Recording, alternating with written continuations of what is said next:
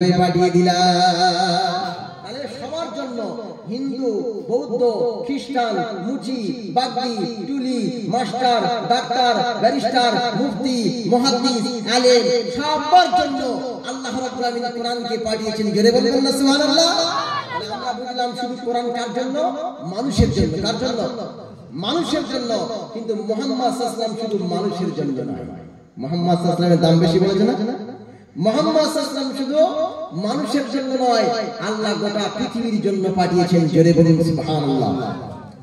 আল্লাহ পাক রব্বুল আলামিন বলেন, সেই কথা কোরআনের মধ্যে আল্লাহ রাব্বুল আলামিন রেকর্ড করে দিলেন। ও পৃথিবীর মানব মণ্ডলী শোনো, আমি রাব্বুল আলামিন আল্লাহ কোরআনের মধ্যে জানিয়ে দিলাম, ওয়া মা আরসালনাকা ইল্লা রাহমাতাল লিল আলামিন।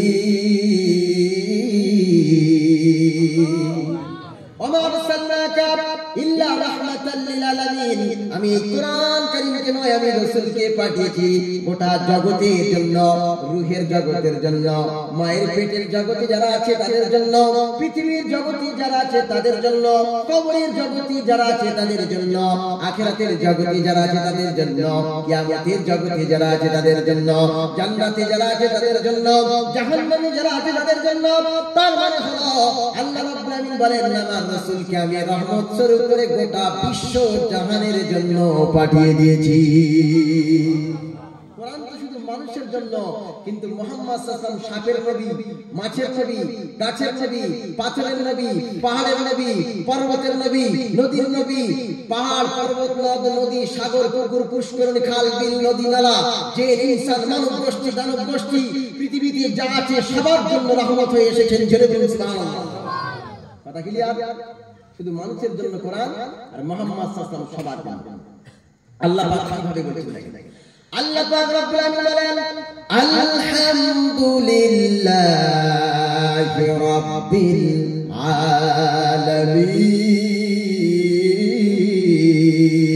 সমস্ত প্রশংসা ওই আল্লাহর জন্য যিনি সমগ্র জগতের পালন কর্তা রব। সমগ্র জগৎ বলতে আল্লাহ হচ্ছে রব্বুল আলামিন, আর মুহাম্মদ সাল্লাল্লাহু আলাইহি ওয়াসাল্লাম হলেন রাহমাতুল লিল আলামিন।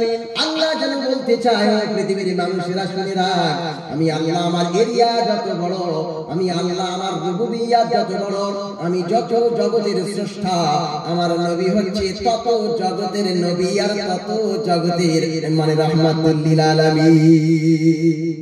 একটা এমএলএর এরিয়া কটা থানা? ওই 5-7টা থানা। এমপির একটা এরিয়া আছে, এমএলএ একটা এরিয়া আছে, মুখ্যমন্ত্রীর এরিয়া আছে, প্রধানমন্ত্রীর এরিয়া আছে, রাষ্ট্রের একটা এরিয়া আছে।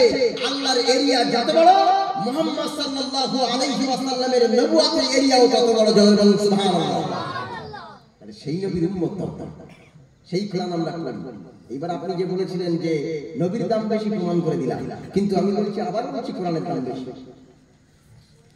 নবী হতে গেলে 3টি শর্ত। 1 নম্বর পয়েন্ট হচ্ছে ওহী আসতে হবে। 2 নম্বর পয়েন্ট হলো নবীর উত্তম চরিত্রবান হতে হবে। 3 নম্বর হচ্ছে মুজিজা প্রকাশ হতে হবে। 1 নম্বর হচ্ছে ওহী আসতে হবে। আর ওহীটা কি? ওহীটা হলো কোরআন। যদি মুহাম্মদ সাল্লাল্লাহু আলাইহি ওয়াসাল্লামের উপরে কোরআন না আসতো, মুহাম্মদ সাল্লাল্লাহু আলাইহি ওয়াসাল্লাম নবী হতে পারতেন না। তার মানে মুহাম্মদ সাল্লাল্লাহু আলাইহি ওয়াসাল্লাম 1 থেকে নিয়ে 40 বছর পর্যন্ত মুহাম্মদ ইবনে আব্দুল্লাহ ছিল, আব্দুল্লাহর পুত্র মুহাম্মদ ছিল। কিন্তু 40 বছর পরে মুহাম্মদ সাল্লাল্লাহু আলাইহি ওয়াসাল্লাম শুধু মুহাম্মদ ইবনে আব্দুল্লাহ নয়, মুহাম্মাদুর রাসূলুল্লাহ। জোরে বলুন সুবহানাল্লাহ। কোরআন আসার কারণে মুহাম্মদ ইবনে আব্দুল্লাহ রইল না, আব্দুল্লাহর পুত্র মুহাম্মদ নয়, তিনি হচ্ছেন তখন মুহাম্মাদুর রাসূলুল্লাহ। জোরে বলুন সুবহানাল্লাহ। কোরআন না আসলে মুহাম্মাদুর রাসূলুল্লাহ হতে পারতেন না। তাহলে তো কোরআনের দাম বেশি। কোরআনটা হচ্ছে আল্লাহর মুখের কথা, আল্লাহর মুখের অংশ, আল্লাহর সিফাত। কোরআনের দাম বেশি কারণ আল্লাহ মুখ থেকে নিজের কুদরতি জবান থেকে যে কথাগুলো বলেছেন সেটাই হলো প্রকৃতপক্ষে কোরআন। আল্লাহ এই কোরআনকে রাখলেন কোথায়? লৌহে মাহফুজের উপরে লিখিত রাখলেন। লৌহে মাহফুজের দাম বেড়ে গেল।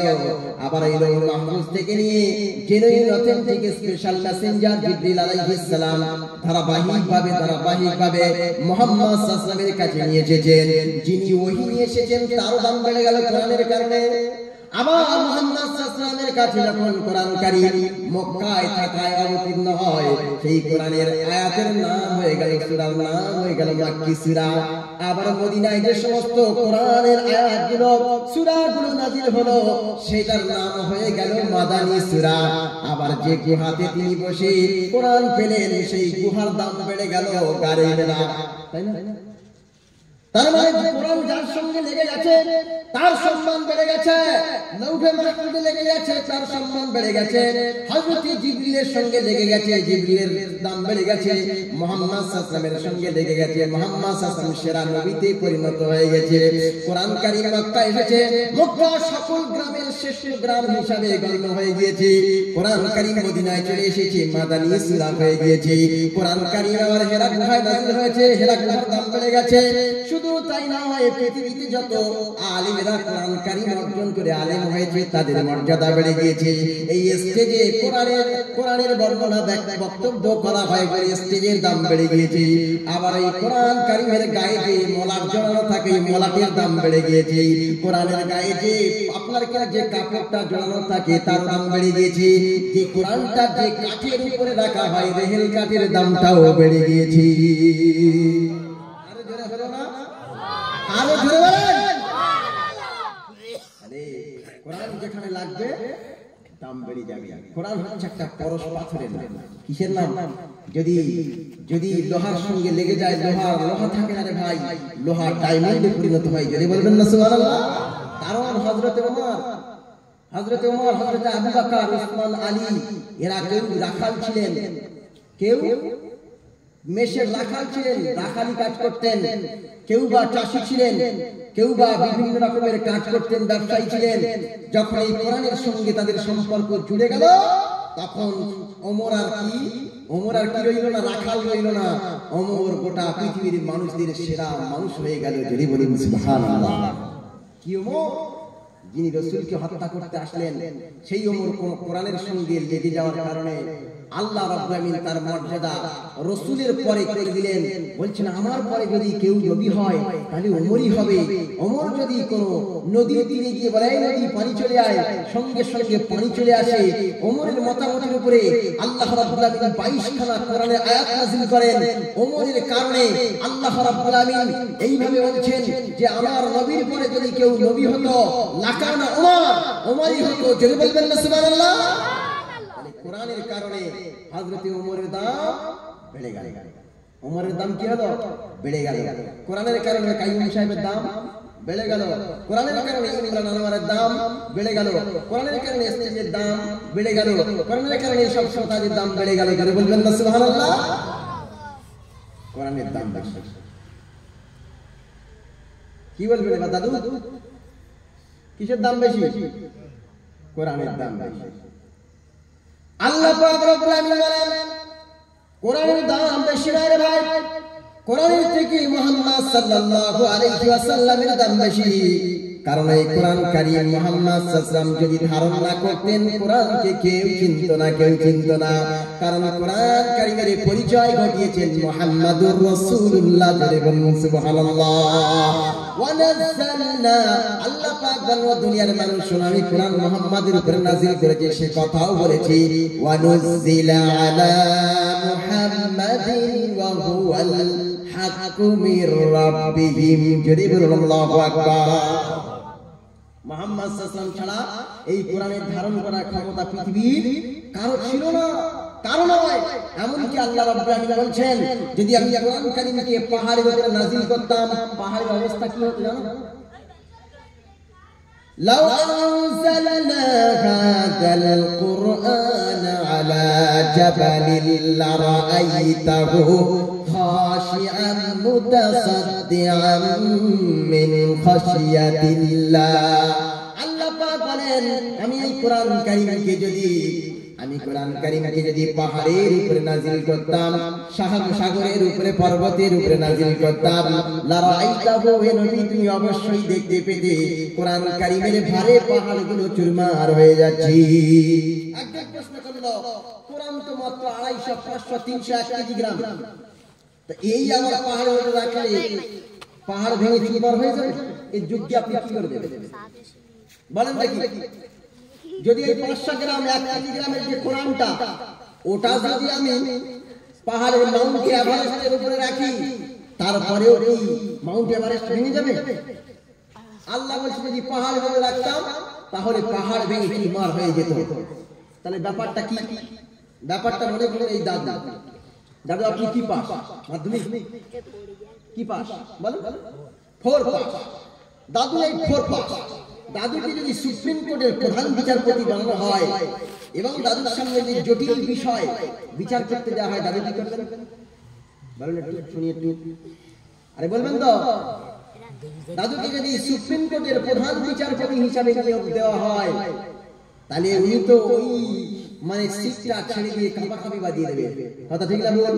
তাহলে আল্লাহ বলছেন আমার এই কোরআন যোগ্যতার দিক থেকে ধারণ করতে পারবে এমন একজন ব্যক্তি লাগবে যে কোরআনকে ধারণ করতে পারে। সেটা হচ্ছে পাহাড়ের কোনো যোগ্যতা নাই, শহরের কোনো যোগ্যতা নাই, নগরের কোনো যোগ্যতা নাই, পৃথিবীর কোটি কোটি মানুষের কোনো যোগ্যতা নাই। যোগ্যতা শুধুমাত্র কেবলমাত্র একজনের আছে, তিনি হচ্ছেন মুহাম্মদুর রাসূলুল্লাহ। ওই জন্য কোরআনের ধারক এবং বাহকের নাম মুহাম্মদুর রাসূলুল্লাহ। জোরে বলুন সুবহানাল্লাহ। আমার কথা বুঝতে গেলে মাথায় ঘিরে লাগবে ভাই। কি লাগবে? ও দাদু বুঝতে পারছেন কথাটা? যেমন 4 পাস লোক বড় একজন বিচারপতি হতে পারবে না, সেই যোগ্যতা রাখে না, সেখানে সেই কাজটা সুনিপুণভাবে করতে পারবে না। ঠিক মুহাম্মদ সাল্লাল্লাহু আলাইহি ওয়াসাল্লাম ছাড়া অন্য কেউ এই কোরআনকে ধারণ করে সঠিকভাবে প্রচার করতে পারবে না। জোরে বলুন সুবহানাল্লাহ। এর নাম কোরআন। কোরআন হচ্ছে একটা মহা সমুদ্র। আজকাল আমরা কোরআন শুনি না, কি শুনি বলেন তো? ওই একটা বক্তা উঠে কি করবে, একটু মানে মজা করবে, একটু গান বলবে, একটু রংঢং করবে, আমরা তাদের বক্তব্য শুনি। আমরা কোরআন শুনতে গিয়ে এসে ঘুমিয়ে পড়ি। কি বলছে হুজুর? শুধু কোরআন বলে। কি বলছে হুজুর? শুধু কোরআন বলে। আচ্ছা আমি আপনাদের প্রশ্ন করি, কোরআন শুনবেন না টান শুনবেন? টানের দিকে কোরআন মুখে বলছে কিন্তু অন্তর থেকে বলতে যাচ্ছে না। রাত 12টার সময় একটু ঝাঁকানাকা হবে, হ্যাঁ বাবা তোমার দরবারে সব পাগলের খেলা, রকম রকম পাগল দিয়া মিলাই সোমেলা, বাবা তোমার দরবারে সব পাগলের খেলা। বাংলাদেশে বিরাট হয়, আর তাদের শ্রোতা লক্ষ লক্ষ শ্রোতা, কিন্তু কোরআনের শ্রোতা খুবই কম। আর আমাদের তো বাংলার হাল নেই। বাংলা 10-12 জন লোক নিয়ে একটা বড় বড় বক্তা বসে আল্লাহুম্মা সাল্লি আলা এই করছে। আমরা কোরআনই শুনি না। আমরা কোরআন শুনবো কি করে? এই ফ্রি ফায়ারে তো সময় দিচ্ছি। আমরা কোরআন শুনবো কি করে? সময় দিচ্ছি। আমরা আর কোরআন শুনবো কি করে? আমরা তো অন্য জায়গায় সময়টা ফেসবুকে টুইটারে নষ্ট করছি। আরে ফেসবুকটাও কোরআন থেকে এসেছে, সেটা তোমার জানার দরকার আছে। সম্মানিত আমার বক্তব্যের দিকে এবার আমি চলি। আল্লাহ পাক রব্বুল আলামিন বলেন, পৃথিবীর মানুষ শোনো, সূরা তাওবার 112 নম্বর আয়াতের মধ্যে আল্লাহ রব্বুল আলামিন বলছেন, শুনেন, আত-তাইবুনাল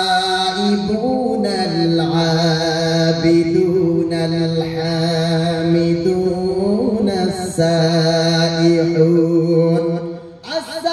as-saihunal saihun الراكعون الساجدون العامرون بالمعروف والناهون عن المنكر وبشر المؤمنين. جريب الله أكبر. নয়টি মুমিনের গুণ বর্ণনা করেছেন, তার মধ্যে দ্বিতীয় নম্বরটা বলবো। 1 নম্বরে হচ্ছে আত-তাইবুন তওবাকারী, 2 নম্বর হচ্ছে আল-আবিদুন ইবাদতকারী। কি কারী? ইবাদতকারী। কবি সুন্দর করে বলেছেন, আমল সে জিंदगी बनती है ए जन्नत भी व जहन्नम भी, खाकी अपने फितरत है ननारी ननूरी। আমল से जिंदगी बनती है, মানে আমল দিয়ে জিন্দেগি তৈরি হয়। এই জান্নাত ভি ও জাহান্নাম ভি, আমল করলে জান্নাত আবার জাহান্নাম, মানে ভালো আমল করলে জান্নাতে, খারাপ আমল করলে जहन्नम में अमल से जिंदगी बनती है ये जन्नत भी और जहन्नम भी खाकी अपनी फितरत है हम तो माटी दिए तैरी की दिए আমি মাটি দিয়ে তৈরি খাকি अपनी फितरत है না নারী না নূরি না জাহান্নামের আগুন দিয়ে আমাকে তৈরি করা হয়েছে না জান্নাতের নূর দিয়ে তৈরি করা হয়েছে আমি মাটির তৈরি আমি যেমন আমল করব আমার আমলের কারণে আমি জান্নাতে যেতে পারি খারাপ আমলের কারণে আমি জাহান্নামে যেতে পারি তাহলে আমল ঠিক করতে হবে কি করতে হবে আমল ঠিক করতে হবে আল আবিদুন আমরা এখানে বসেছি উদ্দেশ্যটা কি কোরআন শুনবো জ্ঞান অর্জন করব আমল করব তাই না মানুষের সৃষ্টির উদ্দেশ্য কি এই পয়েন্টে মানুষ সৃষ্টির উদ্দেশ্য হচ্ছে আল্লাহ বলছে আমি মানুষ আর জিনকে সৃষ্টি করেছি ইবাদতের জন্য সবাই বলে সবাই বক্তব্য করে আয়াতগুলো পালায় কিন্তু প্রকৃত তাফসীর দেয় আমি আজকে দিয়ে যাচ্ছি আল্লাহ পাক বলেন পৃথিবীর মানুষ শোনো আমি পৃথিবীতে মানব জাতিকে সৃষ্টি করেছি আর জিন জাতিকে সৃষ্টি করেছি দুই জাতিকে কেন সৃষ্টি করেছি জানো আল্লাহ পাক বলেন ওয়ামা খালাকাতুল জিন্না ওয়াল ইনসা ইল্লা লিয়াবুদুন আরো জোরে বলেন এই চারজন বলি কারো সামনে পিছন থেকে বলেন দেখি আল্লাহু আকবার আরো জোরে বলেন আরে ঘুম ছাড়িয়ে তাকবীর দেন নারায়ে তাকবীর নারায়ে তাকবীর তাও আওয়াজ হবে রাত 12টা বাজে শুনো শুধু একটু তাবারাকটা আগে দিয়ে দিলি একবার হতো এখানে একজনই পাওয়া এক বক্তা চোখ বন্ধ করে ধরেছে বিরাট বক্তব্য হচ্ছে 1 ঘন্টা পরে চোখ খুলে দেখে কেউ নেই কিন্তু পাশে একজন বসে আছে বলছে ভাই তুমি বসে কেন বলছে ভাই মাইক না ছাড়লে আমি আর যাই কারণ মাইক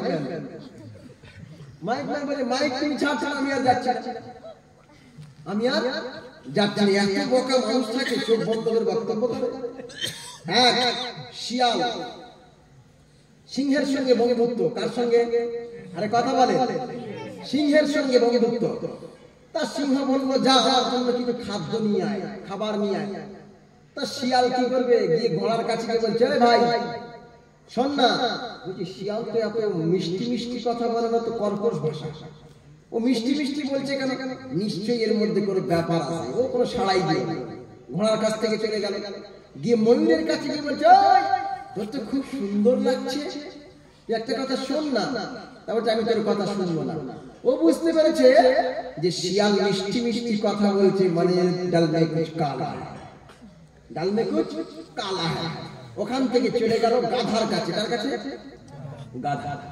গাধার কাছে গিয়ে বলল ভাই শোন শোন এই রাজ্যের একজন সিংহ আছে সিংহ সে হচ্ছে রাজা মশাই তার বয়স হয়েছে ওই রাজা মশাই আমার কাছে ঘোষণা দিতে বলল এই রাজা মশাই বলল আমার এই মহল্লাটা চালাবে একজন রাজা নিযুক্ত করব আমি বুড়ো হয়ে গেছি সুতরাং তুই কি রাজা হতে চাস তাকে বলছে গাধাকে বলছে শিয়াল শিয়াল তো ধূর্ত পণ্ডিত শিয়াল শিক্ষিত শিয়াল গাধাকে বলছে বেটা তুই কি রাজা হতে চাস বলছে হ্যাঁ হতে চাই চল বলে গাধাকে নিয়ে গেল সিংহের কাছে অথচ সিংহ খাবে বলে আপনার কিনা শিয়ালের কাছে বললো খাবার জোগাড় করে নিয়ে আয় এইবার সিংহ দেখেছে যে গাধা নিয়ে এসেছে সিংহ লাফ দিয়ে পড়েছে লাফ দিয়ে পড়ার পরে কান দুটো ছিঁড়ে গিয়েছে কোন রকম গাধা বেঁচে পালিয়ে গেছে কি হলো কান দুটো ছিঁড়ে গেল ছিঁড়ে যাওয়ার পর যখন পালিয়ে গেছে এইবার ফের শিয়ালকে বলছে তুই এত পাগল টাগল লাগি বলতো তুই যদি এই স্টেজে বসি সিংহাসনে বসি তা তোর মাথাতে একটা পাগড়ি দিতে হবে একটা মুকুট দিতে হবে জানিস না কান থাকলে মুকুটটা ভেতরে ঢুকবে না ওই জন্য কানটা ছিঁড়ে নিয়েছে আচ্ছা ঠিক আছে এইবার চল তো রাজা বানিয়ে দেবো আবার গেল আবার শিয়াল যখন গাধাকে নিয়ে যখন সিংহের কাছে উপস্থিত হলো সিংহ লাফ মেরে লেজের উপরে পড়লো গাধার লেজ ছিঁড়ে এদিক ওদিক হয়ে গেল কোন রকম পালিয়ে গেল পালিয়ে যখন গেল আর কিছু বললো না আবার শিয়াল চিন্তা করলো ওকে তো আনতেই হবে না তো আমি তো ওই সিংহের জায়গাটা পাবো না এর কোন রকমের ছলে ফলে করে কৌশলে নিয়ে যেতে হবে এইবারে গেল গিয়ে বললো চল ভাই ওটা তোর মিসিং করতেই হবে লেজ থাকলে কেউ রাজা মানবে নাকি তুই বুঝিস না তোর মাথায় এত বড় এত গোবর, চল। এইবারে যখন গিয়েছে সিংহ লাফ মেরে গিয়ে টুটি ধরে ছিঁড়ে দিয়ে তার রক্ত বাহির করে দিয়েছে। সিংহের হাতে নোকে সব জায়গায় রক্ত। শিয়াল বুঝতে পেরেছে তার শিকারটা কায়দা করেই করে ফেলেছে। শিকার যখন হয়ে গেল, যখন সিংহ খাবার শুরু করলো, খেয়ে ফেললো অনেক কিছু, মাথাটা বাকি আছে। এইবারে শিয়াল বলল, রে ভাই, আমার কাছে মাথাটা দিয়ে সুন্দর করে ছাড়িয়ে তোর জন্য নিয়ে আসছি। কি মাথাটা? কার মাথা? গাধার মাথা। এবার গাধার মাথা ছাড়িয়ে সুন্দর করে শিয়াল মগজগুলো খেয়ে ফেলেছে। কিগুলো? মগজগুলো খেয়ে ফেলেছে। মগজ, ঘিলু, মগজগুলো খেয়ে ফেলেছে। খেয়ে ফেলার পরে ওই সব চামড়া ফামড়া ইত্যাদি নিয়ে প্লেটে করে গিয়ে হাজির করেছে। এইবার সিংহ জিজ্ঞাসা করছে, মগজ কোথায়? মগজ বলছে, আপনি কি পাগলটা বলে নাকি? বলছে, কেন? বলছে, যে গাধা 3 বার ধোঁকা খেয়ে আপনার কাছে উপস্থিত হয়, ওই গাধার মগজ কি থাকে?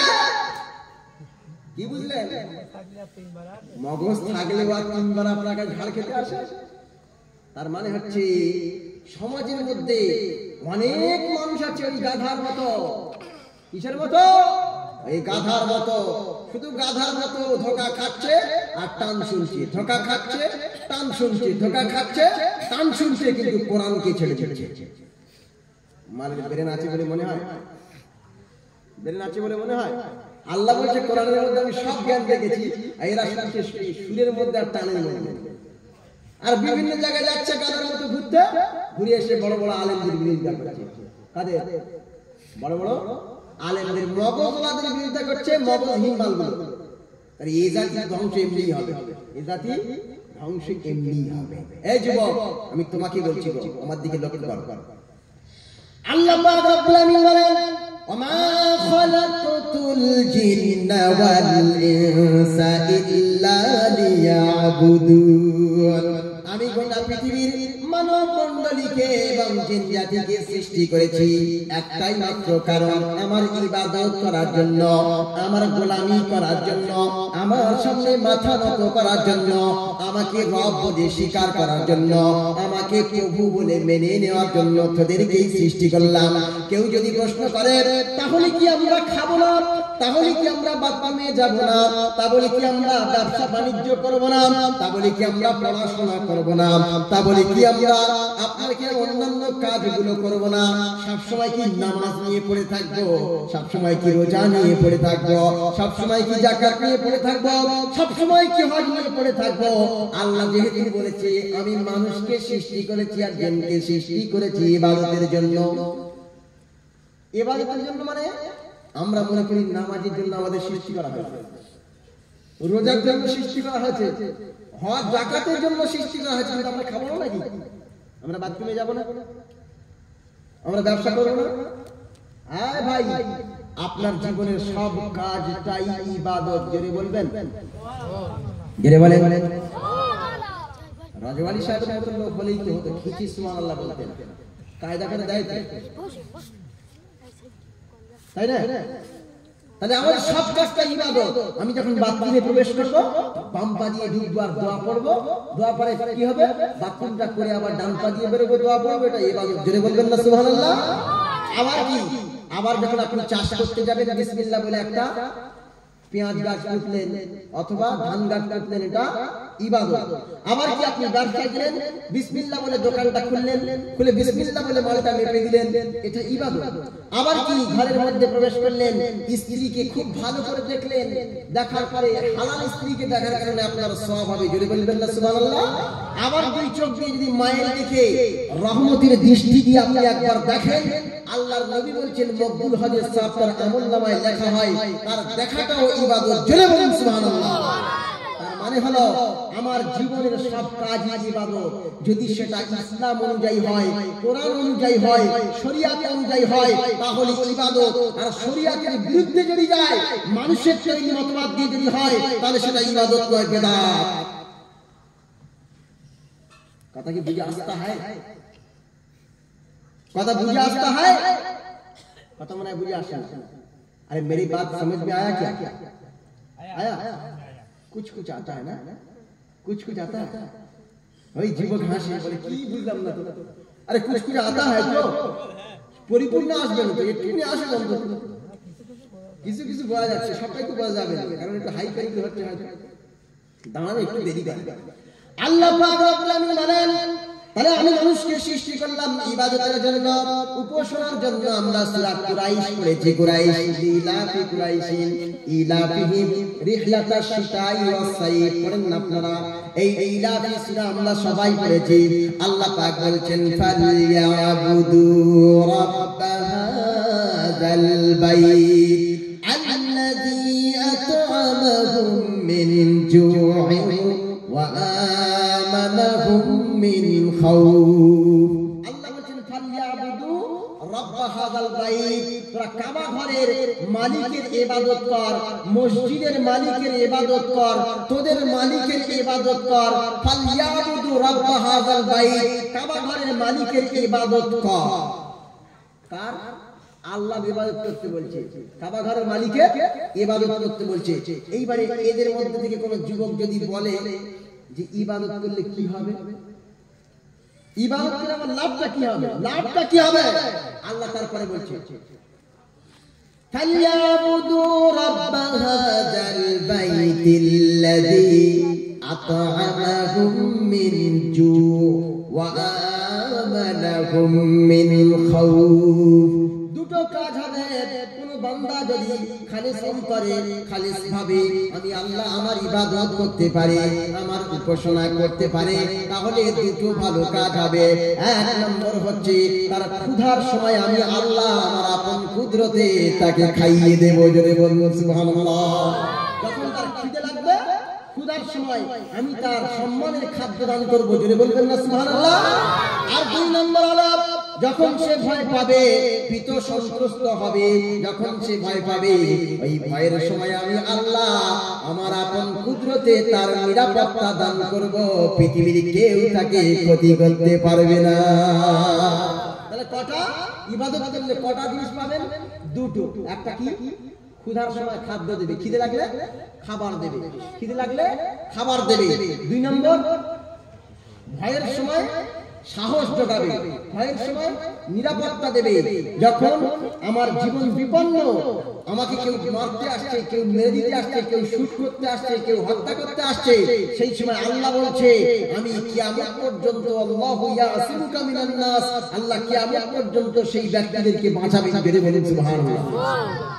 একটা বাস্তব উদাহরণ দেব, বাস্তব একটা উদাহরণ দেব।